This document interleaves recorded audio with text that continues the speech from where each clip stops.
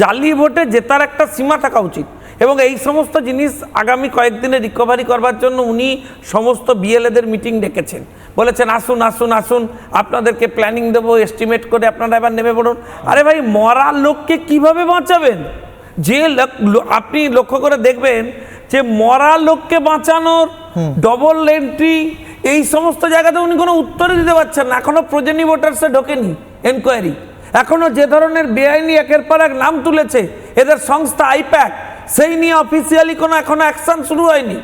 ভবানীপুর জেতার মতো কোনো পরিস্থিতিতে উনি নেই, উনি এটা জানেন এবং জানেন বলেই আদৌ উনি ভবানীপুরে দাঁড়াবেন কিনা এটা আমার সন্দেহ আছে।